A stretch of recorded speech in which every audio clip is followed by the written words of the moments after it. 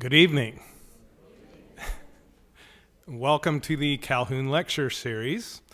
My name is Jeff Allen. Many of you know me, I think. Very glad to see you folks out here tonight. We really appreciate the support of this lecture series. And tonight we have a very special talk for you. I don't know exactly what it's going to be, so your guess is as good as mine. But also have a special friend here who's going to introduce our speaker tonight. Mrs. Lee Harris is here, and I'm going to bring her up here in just a second to introduce our speaker. And Lee and I go way back to when our kids, who are now at least my kids, are this tall, and we go back to when our kids were that tall and had some very enjoyable times together down in Anderson. So I would just ask you if you could please turn off or turn down your cell phones so that nothing goes haywire. Like our last Calhoun lecture, actually, the speaker's phone was going off during the... So hopefully we can avoid that as well. And so please let me introduce Mrs. Lee Harris, who's going to introduce our speaker tonight. Lee?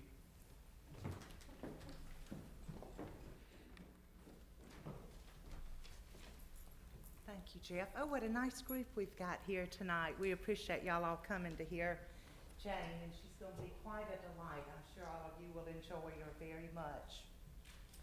Jane is a South Carolinian from the beautiful Johns Island scene, a not too pretty youngster then who became a beauty queen. She's farmed and picked tomatoes in her low country field of dreams. She sported bare feet, then high heels, and flip-flops in between. She even battled dyslexia, but she earned a college degree, then went on to graduate school in Charleston by the Sea. Later, as Miss South Carolina, she represented our state. She missed being Miss America, but won herself a date. That date became her husband, Thomas is his name, and after they had 2 children, she went on to bigger fame. Speaking in simple language, poking fun at small-town life, singing melodies in between, helping folks forget their strife. Her list of accolades is long, you don't have time to hear. She writes books, records different songs, and speaks both far and near.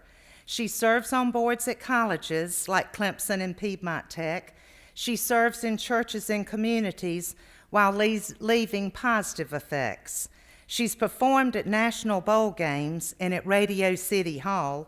She's traveled the U.S. and abroad and has just about done it all.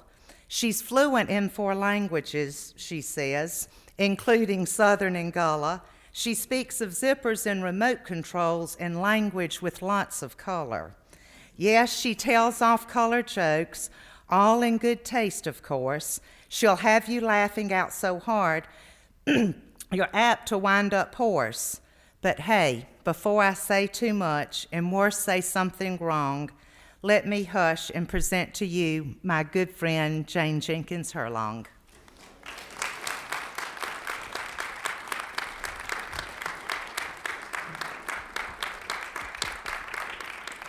Well, I'm teary-eyed listening to that. Oh, thank y'all for being here tonight.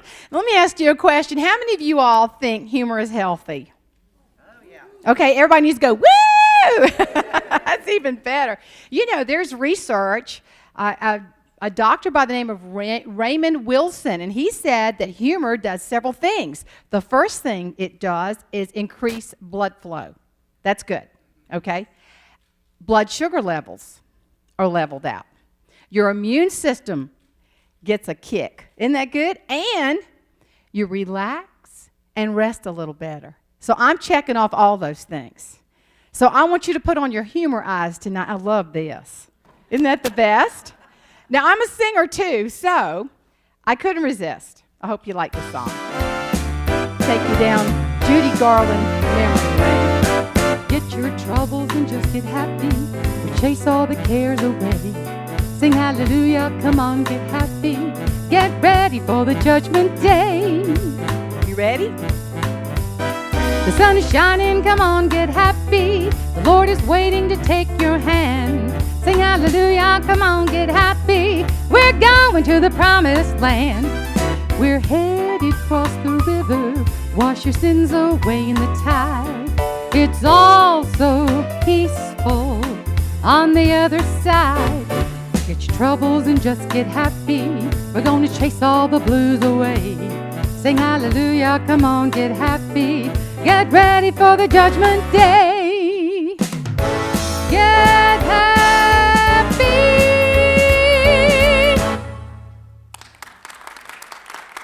Thank you. You know what I decided? When I moved to the little town of Johnston, after living in Charleston, after living in Greenville, I needed to find my happy. Because I couldn't find it with a magnifying glass. My husband graduated from Clemson. My daddy, you would have thought he was summa cum laude graduate of Clemson. He even finished 10th grade. But Lord, did he love coming up here in his motor home. So I've just got Clemson all over me. My daughter just graduated. My son is still here. He says he'll graduate in May. He just doesn't know the year. Which leads to Facebook. Don't friend your children on Facebook, okay? Y'all know not to do that. My brother-in-law called me. He's friends with my son. He said, y'all better see what Holmes, that's my son's, putting up on Facebook. I said, well, I'm not his friend. He won't let me. He said, well, I am, and I might not be after this. And he read it to me. This is what my nephew, your child, said. When I was very, very young, I felt like a man trapped in a woman's body. So I called him. I said, son, what are you doing? He said, oh, Uncle Stanley didn't read the rest part to you that I wrote down. The rest of it is, and then I was born. That's good, son. That's real, real good. Well, living in Johnston, I did really have to find humor.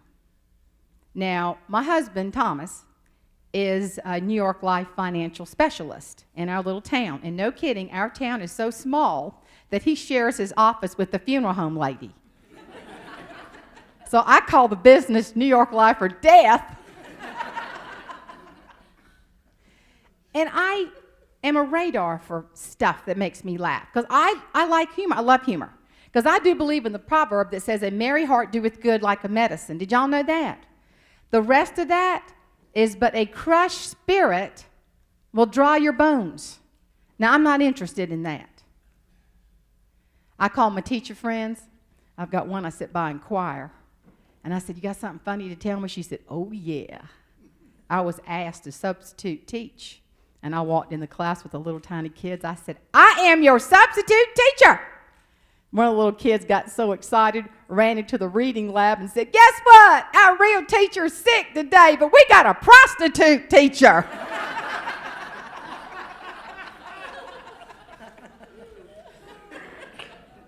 I've got another friend that teaches inmates' children, and they are darling. But like she said, Jane, they have heard it all, honey. So I went to class first day after summer, and I said, guess what, boys and girls? When I was eating breakfast, I looked down at my kitchen table, and there was a big old snake wrapped around my kitchen table leg. And the little boy said, well, Miss Walker, what did you do? She said, well, I ran next door to get the hoe. He said, well, what did she do?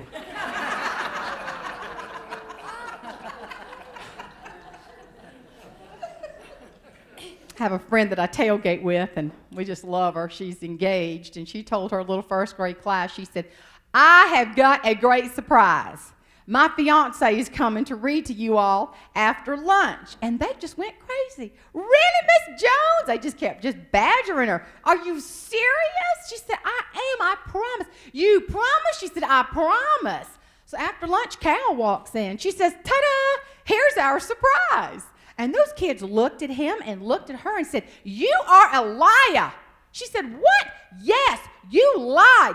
That ain't Beyonce.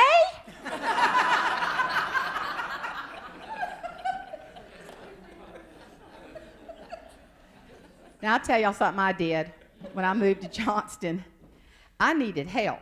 I really did. I was overwhelmed. I was busy. I was traveling. And so I put an ad in the paper. That was stupid. So this woman called me, but it ended up being pretty delightful. She said, well, hey there, I'm applying for the job. My name is Walk-A-Line. I thought, I've never heard anything quite like that. And she said, I bet you're wondering how I got my name. I said, I really am. She said, well, there was a lot of us in the family. Mom and Daddy just ran out of names. They loved the months of the year. I got a sister named April, one named May, one named June, and I got a brother named Augusta. But when they come to me, they didn't have nothing to name me. So Mama had babies real fast, and it was time. So she's sitting in the back seat, and Daddy's just beating it down the highway. He's just nervous as he could be, just a swerving, and here comes the police. Pull my daddy over. And my daddy looks at him and says, I'm in such a hurry. No, you're drunk. Get out the car. He said, no, my wife's about to. No, you drunk. I'll give you one of them sobriety tests. And here my daddy is with this policeman doing that sobriety test, and all of a sudden I am born just a squalling. And they done run over to the car and look in the back seat, and that policeman said, I am so sorry. I should have believed you that your wife really was having a baby. I'm so sorry. She said, but my daddy had a good attitude. He said, no, you done us a big favor. I'm going to name this baby after you. I'm going to call her Walk-A-Line. She said, you know what? I'm just like my daddy. I see the good in everything. I see the good in everything. Now tell me about you. What do you do? I said, well, I'm a speaker. She said, what's that? I said, well, I travel and speak. She said, where you been? I said, well, let me just tell you. The furthest I've been is New Zealand. I said, golly, I spent 22 hours sitting on an airplane. She said, hush. Well, look at the bright side. Ain't no telling how long it'd took you if you drove.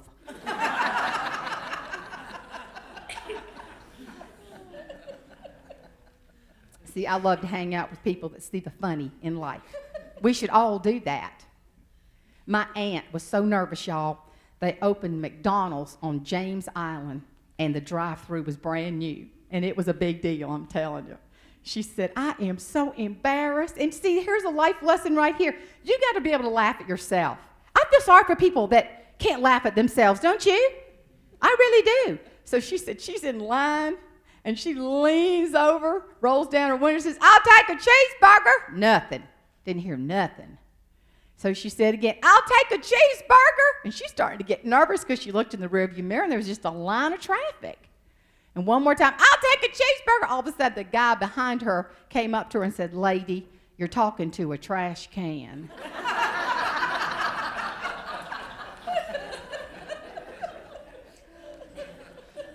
I got some cousins down in the low country, Bob and Elizabeth, and I do love them. They're the most laid-back people, and I like being around laid-back folk, too. I really do. And Cousin Bob said, well, the doggonedest thing happened. A robber broke into a house, and he went up to Elizabeth and put a gun in her head. He said, what's your name? She said, Elizabeth. He said, oh, I can't kill you. That was my mama's name. And then he come up to me, put the gun here. He said, what's your name? He said, Bob, but my friends call me Elizabeth.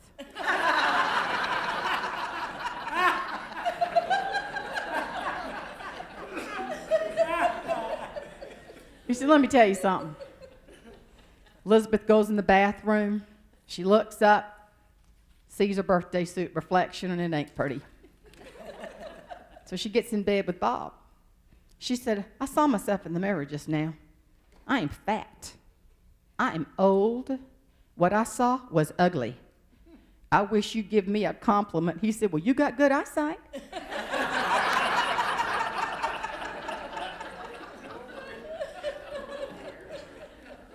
And they're stretched out in bed. And all of a sudden, he grabbed her ankle. And it has been a long time. And he grabbed her knee. And she flinched. Then he grabbed her thigh. And then he quit. She said, Bob, why'd you quit? He said, I found the remote.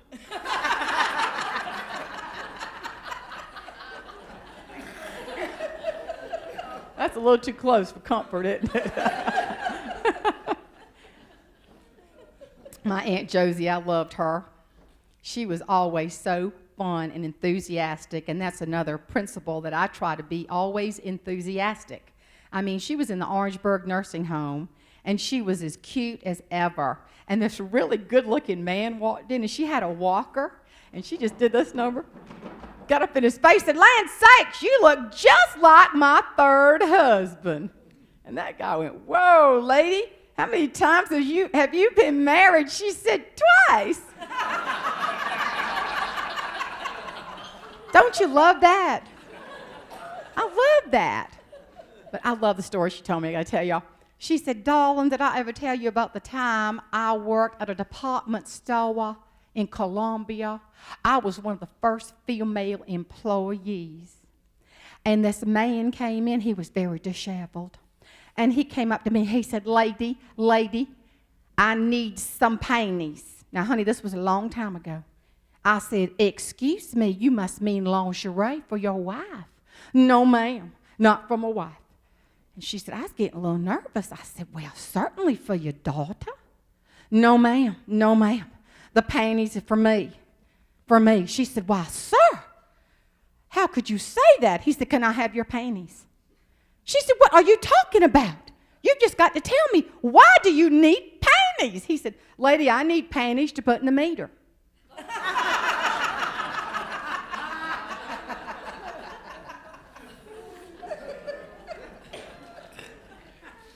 She said, "I just had to laugh.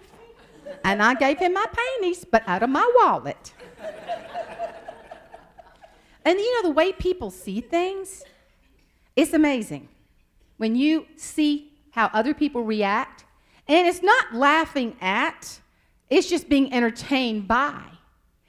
I was asked to sing at a church, and it was Sunday evening.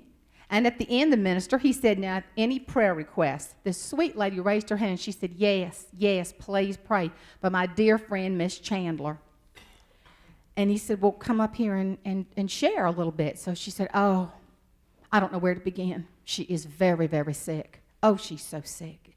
It's very scary, too. But let me tell you, not only that, but her daughter is not doing well because her husband ran out. He's just no good. But they need prayer. Oh, and let me tell you this. The baby's sick, too, her little grandbaby. I have never heard of such problems in my life." So, I mean, they prayed over this woman and prayed and prayed and prayed. And the minister said to her, "Now, go ahead and sit back down, but please promise that you will let us know how she's doing." She said, "Well, honey, I will know tomorrow at 11 o'clock. She said, "Oh, my goodness, is she going to the doctor?" He said, "No, that's when the show comes on." It was The Young and the Restless.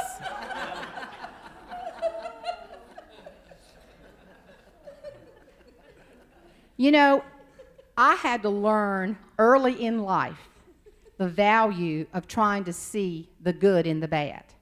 And I'm your classic example. I was raised on a tomato farm. It was very stressful. My daddy had 3 weeks to make a living growing tomatoes and cucumbers. And I mean, when he didn't produce, there was no food stamps. Our food stamps, cabbage. Daddy would plant cabbage. And I would have that window open, and I'd smell that cabbage in the wintertime, and I'd think, we are so broke. I knew it right then. Well, in that little tenant house we lived in, there were 5 of us, 1 bathroom. And in my mind, in my little mind, I really thought I could. I remember there was a furnace in the house, inside. It's the one that didn't burn down the house. But I would sit there every morning when it was cool with this little wooden chair, and it's charred on the back. I have that chair. I love that chair. It reminds me of where I started. See, you can have a tough start, but have an amazing finish. It's so true. You just don't give up. So I would sit in that chair, and I'd dress every morning, and I was a tomboy. And I remember one time, do y'all remember Leslie Ann Downs, or was it Warren? Leslie Ann Warren. She was Cinderella.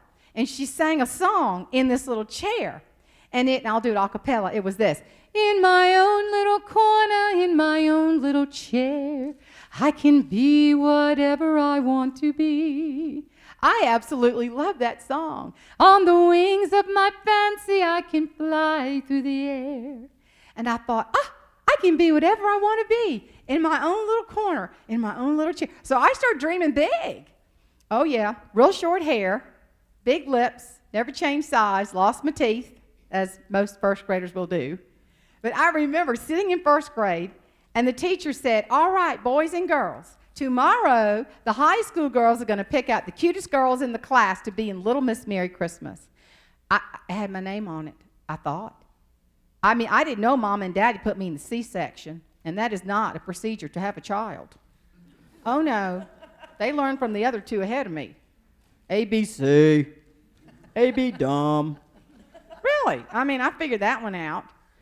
But those big old high school girls came. I wore the same thing, my corduroy pants, my flannel shirt. Of course, big old lips. Mama said, you'll grow into them. I thought, Jesus, would you please answer that request? I look like a little vampire, but I want y'all to know I paraded up in front of all those people and grinned. And they snickered at me. I remember. They laughed. They should have. It was funny. But right next to me was the class diva. Oh, y'all know her. Of course. Everybody should have a diva. Little Miss Deborah Drawdy. Oh, she always got the part of Mary in the Christmas play because she was perfect. She had a stick-out dress. She walked around all day like an airplane, just like this. She had poodle socks, her Easter shoes, had all of her teeth. And I was such a tomboy, I could have taken her down by the monkey bars in an instant. But, you know, they sniggered at me. They picked her. And I got on the school bus, and I walked up to that same girl that laughed at me, and I said, I can play the harmonica. And she said, oh, that's nice. You can be in our play, our pageant. I said, yes, I can. And I remember that little girl. I think back on her. She said, let me tell you what else. Her mama had a tester tube of Avon Ruby Red. Y'all remember the little white tester tubes the Avon lady used to give? She's all ruby redded up. And her mama put pink spongy rollers in her hair the night before. And as we say in the South, her hair was jacked up to Jesus. It really was. She was looked like that every day. She was precious. She was perfect. Wanted to trip her. But anyway, I don't know what got into me about this harmonica thing. I told her I can play the harmonica. I can play the harmonica. And I sat down and a wave hit me. I don't play the harmonica. My mother played the harmonica. She was great with it. But my brother was in high school, and that's a whole nother story because he stayed there a good while, and said, Jane, we got to have a bowl for the contestants to draw questions out of. Well, I had a fish bowl, but I had fish in them. You know, it was time for them to go. Did you know that goldfish have the shortest attention span of any animal or creature? So I figured by the time they were going down the toilet, they just didn't realize it or whatever. But I cleaned up that fish bowl. That's what I had. You see, I didn't have the stick-out dress. I didn't have my teeth anymore. I didn't have the look. But I had a fish bowl. And see, there you go. So what do you have, you see? But gosh, y'all, I sat on a broken chair in that auditorium on Johns Island, and a broken chair and a messed up. It was just so messed up. I remember falling down and falling down. But the thing I did was I kept getting back up. I knew it was going to fall again, but I didn't care. Because what I saw were those girls with those great big beehive hairdos, those Mike Benet swishy chiffon dresses, the Porte-Soir matching shoes, and the long white gloves. And something happened to me when they put their hand in my fishbowl. It's like I felt in my heart, maybe it was God's message to my heart, you're going to do that one day. I thought, really? I'm in the C-section. That's the stupid people. I have no teeth, and we have no money. How could I possibly do anything so glorious as that? But 17 years and 5 months later, I'm on the stage at Miss America, walking across. It was a dream come true for me because from where I started. But let me tell you something. The journey to the pageant was tough. When I was in the 6th grade, the teacher said, take this to the office and don't you dare look. It's your IQ. I thought, she's stupid. And I was walking along and I saw my name and I thought, no, I am stupid. It was terrible. It was the lowest in the class. Well, In high school, I got a job teaching dyslexic children. The second day on the job, they fired me, told me I was dyslexic. I thought, well, wait a minute now. If I'm dyslexic and I teach it backwards to them and they're dyslexic, so they actually can flip it around and it's right. So what's the problem? But I did get fired. That did not seem to resonate with the people there. Well, I wanted to go to college. I took my PSAT the junior year, made the lowest in the class. I mean, I am on a roll here. Took the SAT. You're supposed to go up. I went down. I even went for math tutoring, and I went down again. It was just no way but down. I applied to Clemson, and I called him. I was so excited, and the admissions counselor said, "You've got to be kidding. This is sure great." He said, "Do you think we're missing one?" I went, "No, that's added up." Broke my heart. And I couldn't get in anywhere because SATs were it back then. But Columbia College called me and said, "You know what? We'll think about it. We're not sure your college material." And I thought, oh, don't you say that to me. I don't do don'ts. And so I said, "Can I talk to you?" I want y'all to know I talked that man into letting me in on academic probation. That's good enough.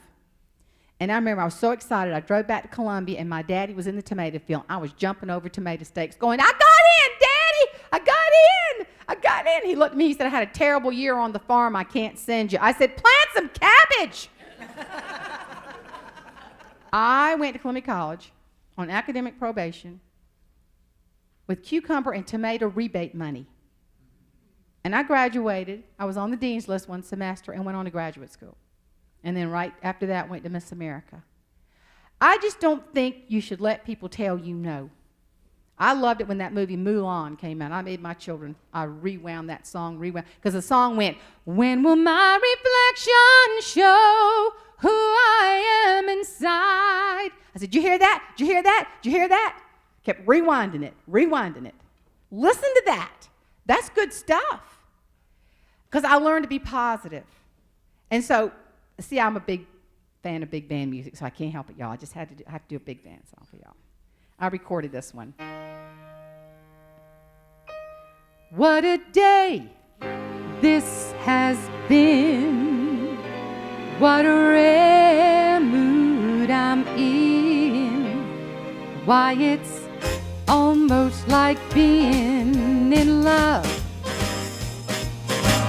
There's a smile on my face for the whole human race.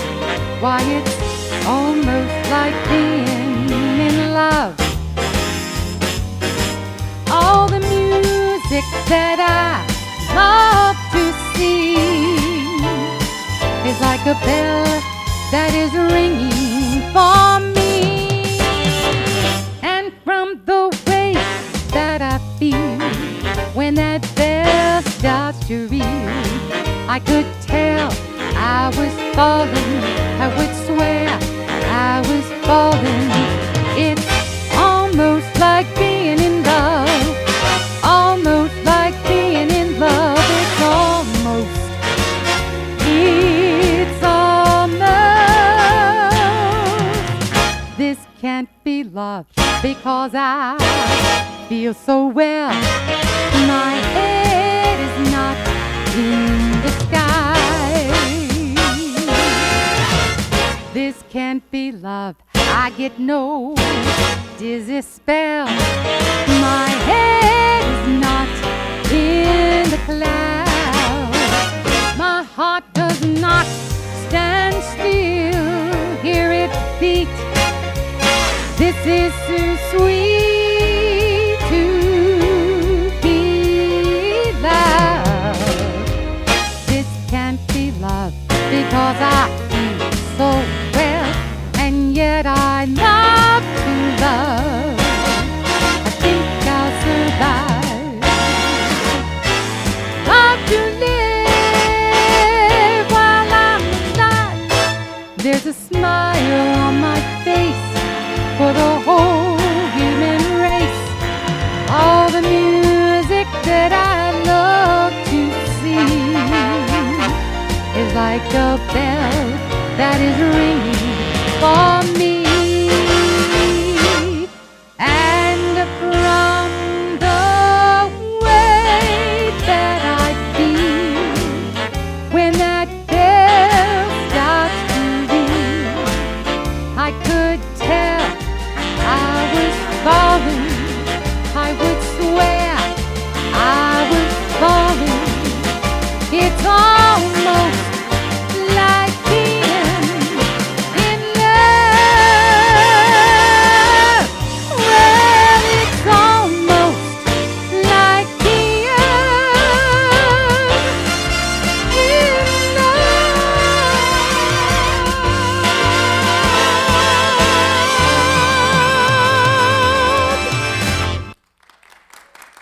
Thank you.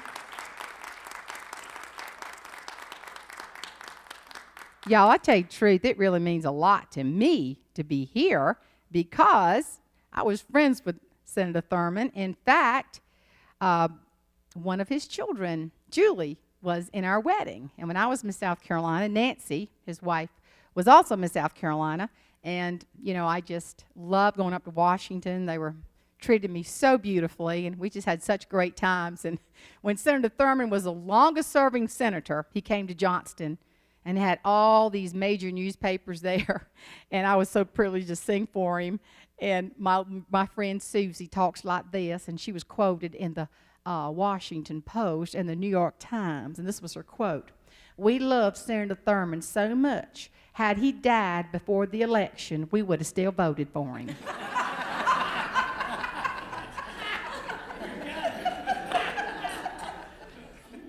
I'm telling you, he was quite a servant of the people. People loved him. He did so much for our little Edgefield County. He appointed my husband head of the agriculture for the federal government, so it just means a lot to me. It does.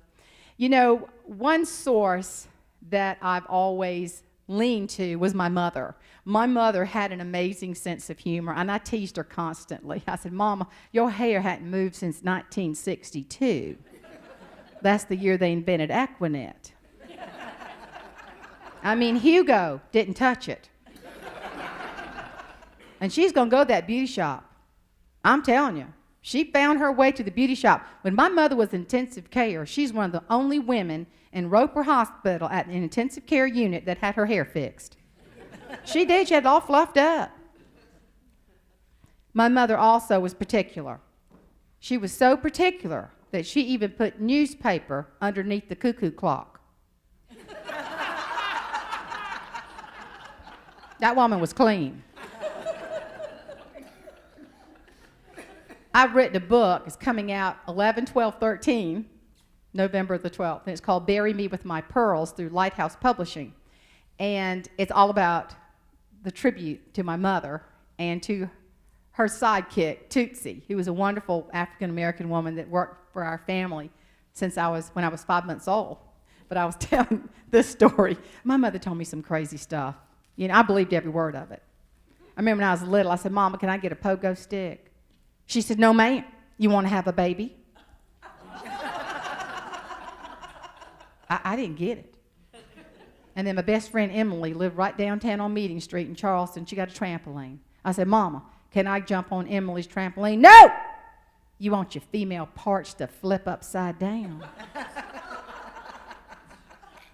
And then the ladder was the big thing. That was the biggie. I remember I fell off the ladder trying to do some work at the house, and Tootsie got on me. "Don't you ever climb up on no ladder." Now, she spoke fluent Gullah, and I love to hear her talk.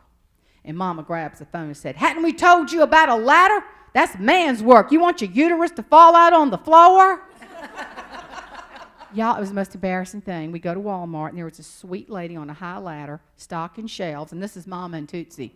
"You know, your uterus is going to fall out on the floor." I'd go, "Oh, my gosh." All I could think of was, can't you hear the people at Walmart? "We got a uterus down on all four. We got a uterus on all four." So I'm speaking in Virginia, and this driver guy has the coolest accent, and he talks like this. I said, "Tom, are you from Virginia?" "No, ma'am, I'm from Beaumont, Texas." I said, "Well, doggone, you ever get back?" "Oh, yeah, I'll go see my mama." I thought, Lord have mercy, she must be like ancient. And I said, "Well, is she doing okay?" "Oh, yeah, she's well." About 3 months back, we most lost her. And Mom and Tootsie had passed away, you know. And the whole time he's talking to me about his mom, I'm just reminiscing, you know. He said, "Yeah, we most lost her. We sure did." I said, "Well, Tom, what happened?" He said, "It's doggone this thing, her uterus just fell right out on the floor." You know what I said? "Did she work at Walmart?" Well, that's the kind of stuff. But my mother found humor everywhere. She truly did. My brother, bless his heart, so y'all know what I'm fixing to say. You know, in the South, we say that to cover a multitude of sins. But if somebody says, "God love you," whew, that's bad. We got an organist, and we say, "God love you," because she can't play anymore, you know. She just cannot. But she's funny about it. We had her on Sunday. She played something. Lord have mercy, I don't know what it was. And she didn't know either. And she came in the choir room and she said, "Did y'all like what I did?" And one of our members says whatever. Said, "No, we couldn't understand you." She said, "Well, honey, I was playing in tongues." And the minister said, no, let me correct you. Unknown tongues. Because we couldn't translate it. But my mother always saw the humor. So here's my brother, married, no kidding, 6 times. Really. The 5th one called my mother. And I remember on the phone, my daddy talked to her too. This is what Mama said. "Honey, let me tell you something, sweetheart. Now, we love him, but we wouldn't have him on a silver tray. He's got a bad track record. So doggone she marries him anyway." So my mother referred to wife number 5 as Cleopatra, the queen of denial. Yeah. So then we have wife number 6. My mama said, "She's just plain stupid." So that was her name, bless her heart. So my mama calls me up one day and she said, "I've been thinking about your brother. I've decided he's weak-minded." I said, "Really, Mama? He's weak-minded?" "Yes. He has had a wife for every day of the week. Monday is Maureen, Tuesday is Terry. She went through every wife. The initial of their name is a day of the week. Wendy, Wednesday, we never met her. Thursday, married Terry twice. Friday was Frances. Saturday is the breeder. She's the first one. We called her the breeder because she had the children. That's Saturday." And then Mama paused and she said, "Thank you, Jesus, that Sunday is a day of rest."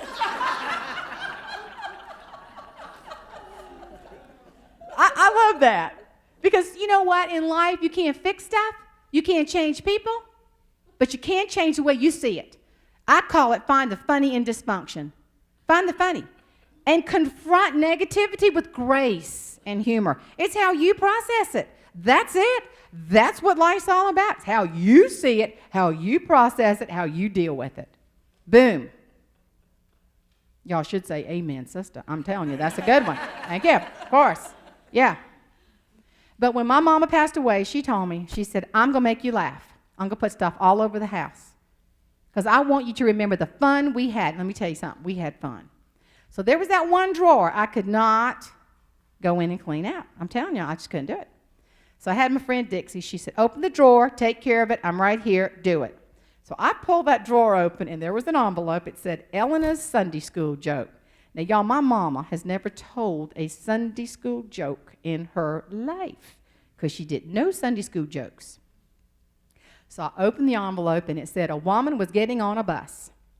She had a very tight skirt on. She went to lift her leg, could not get her leg up, so she reaches back, and she unzipped her skirt just a little bit. Well, she tried one more time. Lift her leg, could not get her leg up, so she reaches back, unzips skirt just a little bit more. She's getting nervous. There's a big old line behind her. So finally she says, doggone it, she reaches back and unzips her skirt all the way down, feels these strong hands on her waist, lift her to the top of that bus. She wheeled around. I said, "How dare you be so fresh?" He said, "Me fresh? You've unzipped my pants 3 times.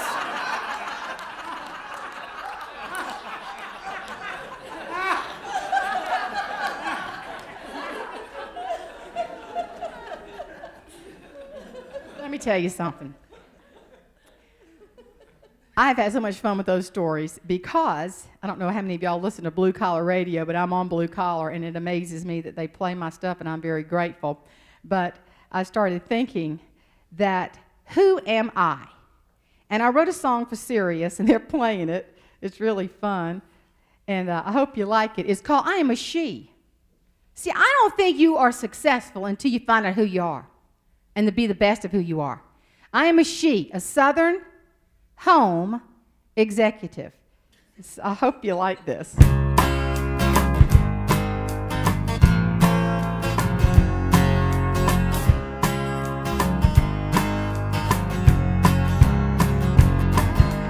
Football, NASCAR, have a hearts, Cracker Barrel, and Walmarts. I wear Spanx, shorts and tanks, Don't judge me, I'm no skank. I became a beauty queen. Rode in fancy limousines. Now I vacuum, cook, and clean. All I eat is lean cuisine. I am a she, Southern home executive. I married he, a hobby, everything to me. Southern belle, mama taught me well. Raised on grits and hissy fits. Salvation at the altar rail. Jesus loves me when I fail. I am a she, Southern home executive. This is true. Years of infertility. Had a child with ADD. I love him, but doctor, please, is there a pill for me? Drag my weary self to bed. Don't touch me, I'm half dead. My drawers, I swear, leave me alone. Underwear. I know that's trashy, but it's funny. I am a she, Southern home executive. I married he, a hottie, everything to me. I'm a Southern belle, my mama taught me well. Raised on grits and hissy fits. Salvation at the altar rail. Jesus loves me when I fail. I am a she, Southern home executive. This is true too. Southern women ain't hard to please. Deep down we're sweeter than our tea. Please pray for me, Southern home executive. I wanna be everything for harmony. A Southern belle, my mama taught me well. Raised on grits and hissy fits. Salvation at the altar rail. He loves me when I fail. I am a she, a Southern home executive. I am a she, sassy home executive. I wanna be a sexy home executive. Thank you.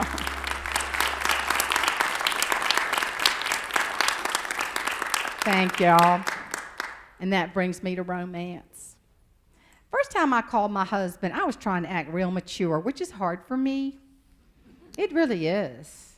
And this little guy that plays the piano last night, he says, I think you're 12. I said, thank you. And I remember saying, okay, be sophisticated, because he was like a really cute bachelor guy. And so when I called him, I said, what are you doing? And this is what he said to me. I am artificially inseminating my beef cattle. Now, y'all, there is nothing you can say after that. But I managed to come up with a really naughty little line. I said, do you smoke a cigarette afterwards?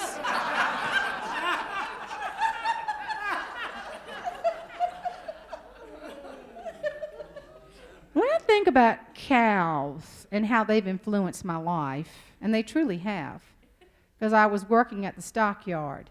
I hated that job. You have to have a job you hate, so then you'll know what you like.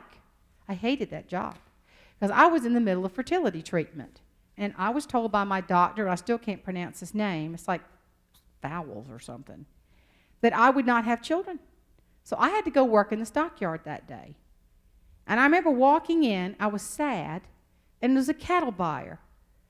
And I thought he had like a tumor, but it was Red Man. I'm not kidding, it was like a case of it. And he had toothpicks. It's the kind of person you want to go up to and say, you hadn't looked in the mirror today, have you? And he didn't know me, I didn't know him, but he said, you that Herlong girl? I went, mm-hmm.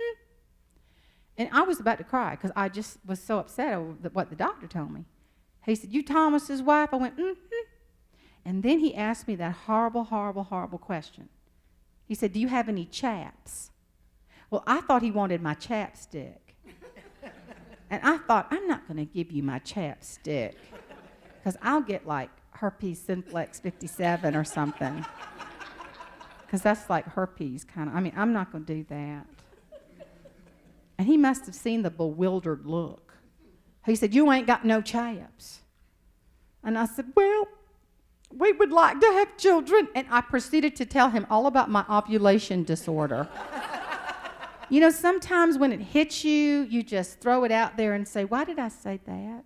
So I just told him all about that, and he stared at me, and this is what he said. Huh, well, if you was my heifer,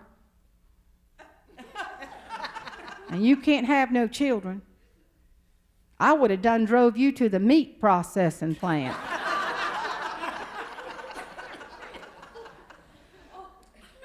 Something just rose up in me. And I said, if I was your heifer, I'd drive myself.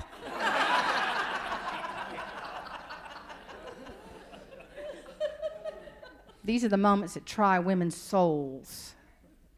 But my husband is a great guy. He really is. I mean, I was in Atlanta Hartsfield Airport, and I saw this guy drop down on one knee and propose at Concourse D, Gate 26. And the flight attendant thought it was like the royal wedding proposal. She went, a proposal. I thought I would kill him. I mean, really? Concourse D, Gate 26, right across from Nathan's Weenies? Oh, that's awesome. And then all of a sudden, my mind went back to my proposal. Now, I was Miss South Carolina. Wouldn't you think he'd take me to a nice place to eat? Wouldn't you think? No. We're at the Lizard's Thicket.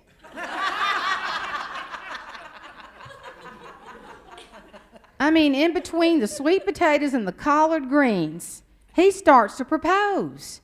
And I held him off till I-26. I'll take I-26 over the Lizard's Thicket any day. And later I said, Thomas, why? Why did you almost ask me to marry you at the Lizard's Thicket? He said, well, you know, in between the dishes, I just got this funny feeling in my stomach, and I thought it was love. But later I realized it was the collards. Now, he's a frugal man. He truly is a frugal man, too. I decided to paint our house, and we have really high ceilings. We have an old house. So I remember my shoulder was killing me, and I was just in tears. I couldn't reach. I just couldn't reach. And he came in from the farm, and he looked at me. And when he farmed at the time, I said, I just can't reach. This is so painful. I'm about to cry. He said, honey, I will get you some help. I was so thrilled. Do you know what he did? He went to the hardware store and bought me a roller extender. Well, I got him back. Yeah. That night he said, I can't reach. I said, here, let me get the roller extender. But, you know, I started thinking about romance. And people have romantic moments everywhere. And I love romance. I have a cousin that thought her husband would just fall at her feet, and she had her fourth child, and, you know, things change after all that. And she said he walked in, and he said, look at my socks. Look. She had a child on her hip. It was a blue and a black sock. And she said, well, they both start with B. And he said, look, you folded them wrong. And she said, you know what? I'll give you something to be upset about. I quit. I'm not washing any of your clothes. And she stuck to her guns, honey. It was 2 weeks. She didn't wash anything of his. He came home from work, and he looked really weird. She said, what's wrong with you? He said, a terrible day at work. She said, well, what happened? He said, well, I was changing my clothes, and my coworkers just stared at me. She said, well, what's wrong with them? They've never seen a man in his underwear? He said, I had on your underwear.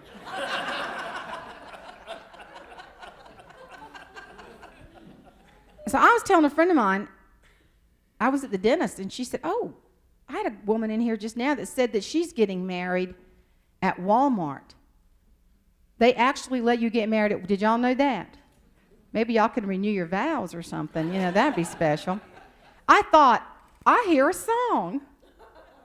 I hope you like this. Think about a Walmart wedding now, seriously, okay?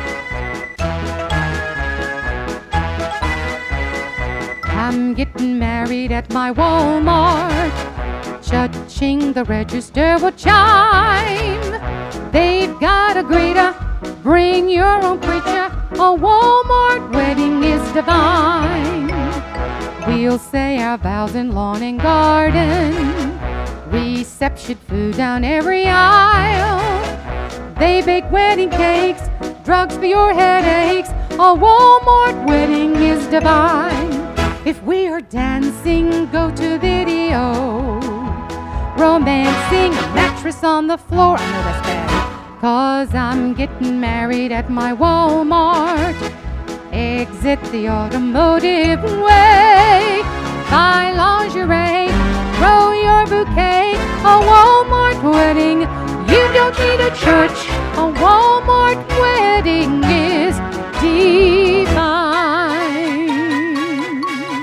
'Cause I'm getting married at my Walmart. Cha-ching, the register will chime. They bake wedding cakes, birth control to take. A Walmart wedding is divine. If we are dancing, we'll go to video. Romancing, the wedding gifts galore. 'Cause I'm getting married at my Walmart. We'll exit the automotive way. Buy your lingerie, throw your bouquet. A Walmart wedding, you don't need a church. A Walmart wedding is divine. Divine.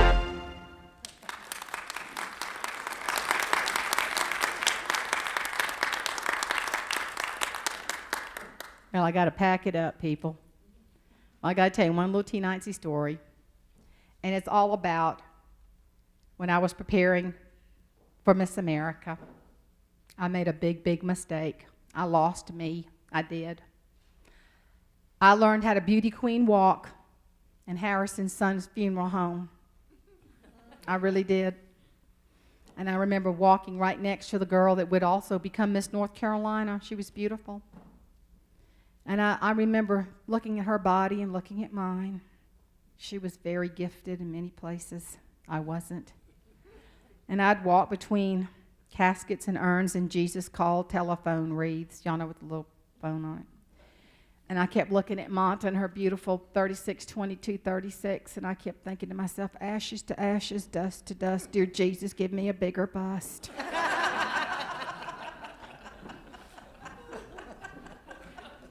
But, you know, my coach kept saying you have to be proportionate. You have to, I wasn't. But I could buy these special little things to make me proportionate, and you can do that at Miss America. My mother said, they're accents. I said, they're falsies. But I remember when I put those in, I was good. I was good to go. Yeah. And I remember this one girl, she was an ugly beauty queen. She was ugly. But see, I don't think ugly, so I don't receive ugly. Do you know what I'm saying? And I remember I saw one of my competitors, I hated swimsuit. But my professor at graduate school said, wear your swimsuit everywhere you go, and I did. Now, I wore it underneath my clothes, I want you to know. He said, you will get familiar with it, and it'll be like you, because I hated swimsuit, I really did. Because the judges just, they said I needed some help. I mean, really, when your mother says, Colonel Sanders could make a meal out of your legs, your thighs, right up here. I mean, that's not good. So I worked really, really hard on that. And so I had my little friends, and I looked good. But this little ugly beauty queen girl, when a friend of mine came back down from competition, that was her competition. It certainly wasn't competition for me, because as long as I just got up there close to the ballot, I was good. But I remember this girl, y'all, she was just precious, and she was just in her little swimsuit. And the little mean beauty queen said, oh, didn't we just bounce all the way back down the aisle, didn't we? She went, woo, like that. And I thought, oh, that wasn't very nice. Then she looked at me and came after me. She said, did I tell you your hair looked really good last night? Which meant look crummy that night. But it just, it took me years to figure that one out. Because I don't think ugly. I really don't. Now, I have been on the other side of the judges' table with girls. And some of them you go, bless her heart. You really do. I mean, seriously, I had this one girl. I felt sorry. She went to University of Georgia. I should tell you that right now. Anyway, I said, honey, do you have any special talent? She said, yes, ma'am. I can write with my right hand and I can write with my left hand. I'm amphibious. I really am. And you just praying to God this girl gets out of the interview. And one girl, I asked her, I said, honey, just tell me about your friends. You know, you're scraping the bottom of the barrel, just waiting for the clock to tick.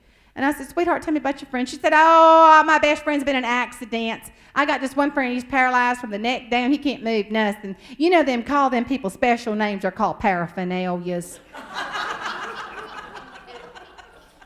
That is bad. But I will tell you, right after the Miss South Carolina pageant, they wanted me to put a swimsuit on, yuck, and appear with all next year's contestants, and they were filming it. So my business manager said, oh, Jane, let's push you in the pond at Furman University. I said, oh, yeah, that's hilarious. He went up, we were just kind of playing around. I looked, and guess what fell out? Right there. I about died. And so I just picked him up, and I said, oh, what God doesn't give you, you can get at Walmart. And I just shoved him back in. Well, honey, they filmed it. Oh, yes. So it was on 6 states. 6 states saw me do that. It wasn't 3 weeks later, I was on my honeymoon. I put on my Miss America swimsuit, put my friends in. I thought they made the swimsuit look better. And I'm swimming across the pool, and my husband looks at me and goes like this. And I turn around, there they are, floating on top of the pool.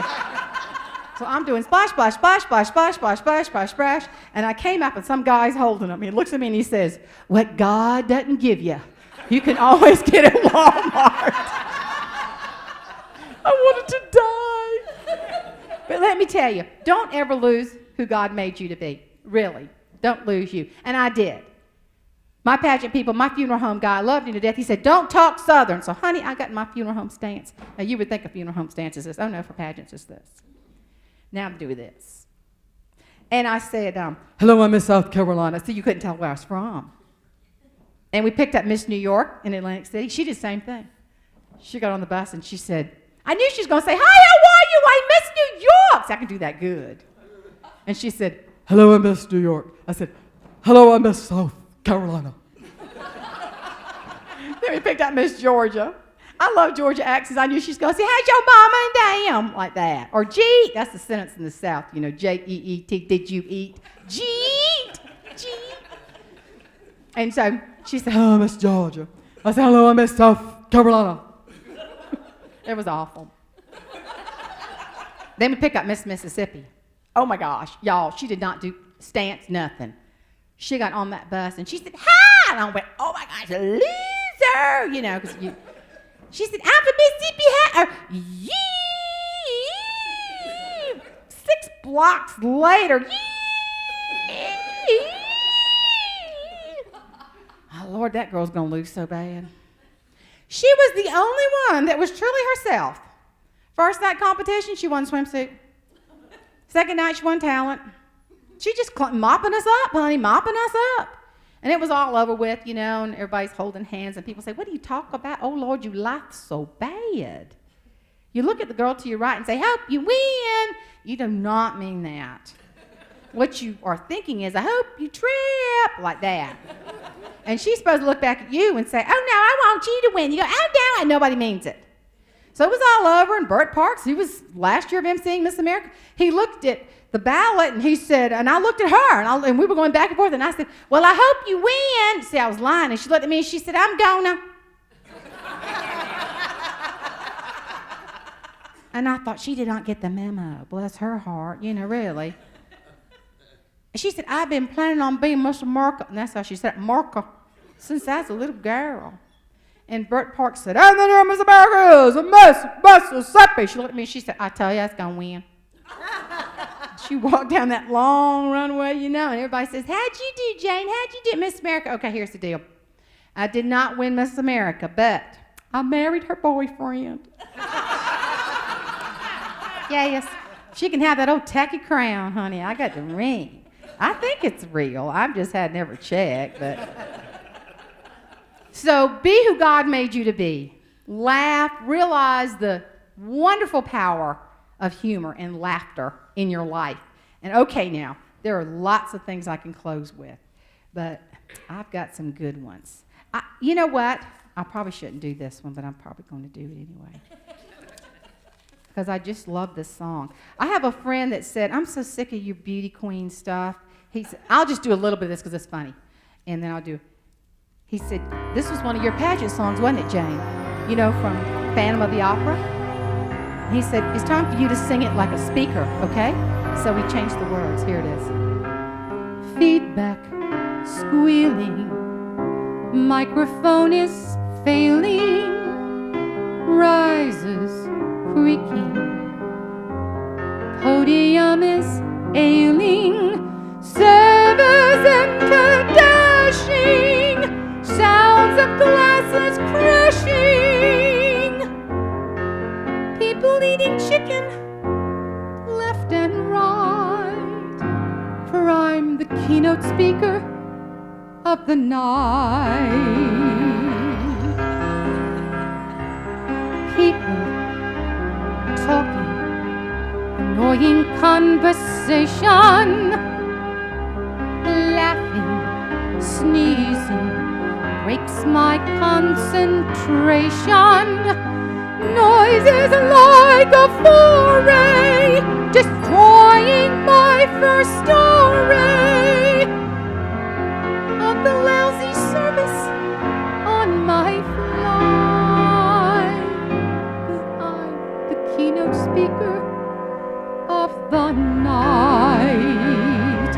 Then I launch into my strongest anecdote, and the crowd begins to bond with me. On the edges of their chairs, astonished looks.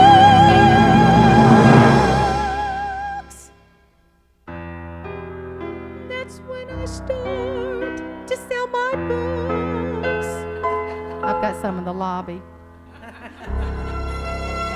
People clapping, total adulation, clapping, cheering, standing ovation, meeting planner greets me with a check, it's my fee, tells me that my message was just right, for I'm the keynote speaker of the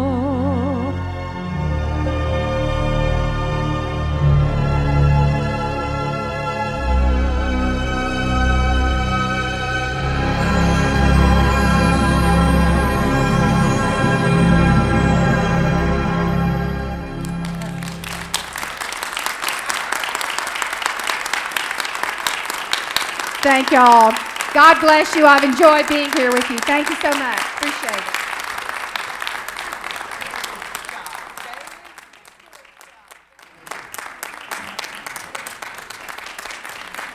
Thank you so much.